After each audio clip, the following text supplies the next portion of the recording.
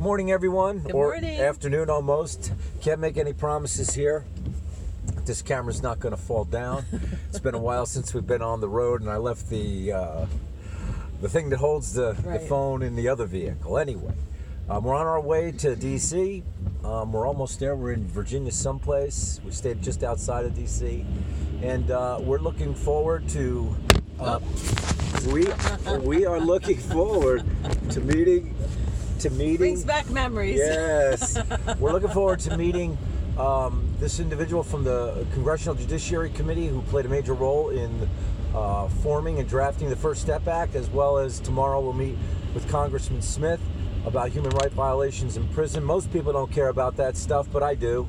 And I'll tell you, my trip here and coming here really stems from an event in 1985 when my case went before the appellate court. One of the three judges sitting on that panel, he said to my attorney about me, he said, "It's a shame people like him even exist. I only wish I could give him more time."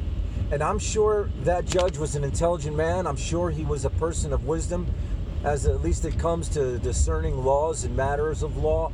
But there was something he could not discern about that criminal standing in front of him. There was something he couldn't see at that time that I learned as a young man in my 20s. And what that is in one word, it's potential. Undiscovered talent and ability. And that individual, that judge, he couldn't see that the criminal standing before him would one day be a small business owner. He couldn't see that I would become a teacher and an author and a speaker. He didn't see that Heidi and I would one day join together and create a prison and recovery ministry. We are impacting not 100 lives or 1,000 lives, but we're impacting tens of thousands of lives. And he couldn't see that. And that is the thrust of why I'm coming here today. I think there's a lot of decent things in the First Step Act, but I think that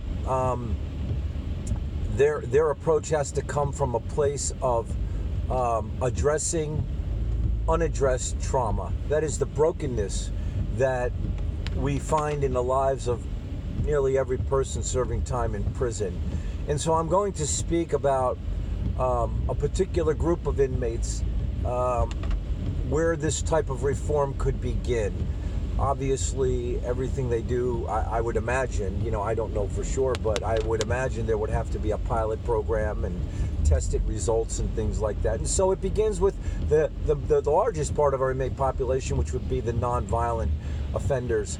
And so that's what I'm doing here today. And as far as I can tell, someone like me is the poster child for the First Step Act.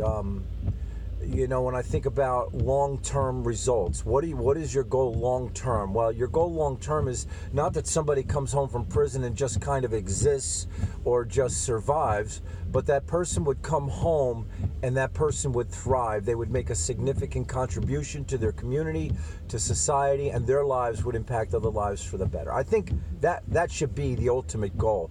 So I'm not sure how many inmates or former inmates might have participated in drafting the First Step Act or had a voice in what went into that proposal and ultimately that bill.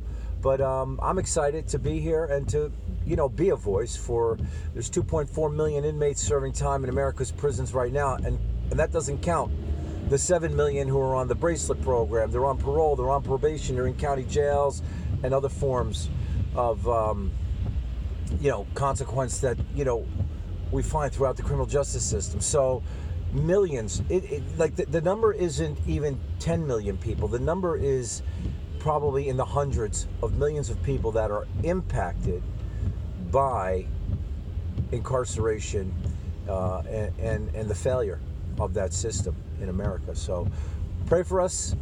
We're going to go, and we're going in his strength, and my confidence is in him.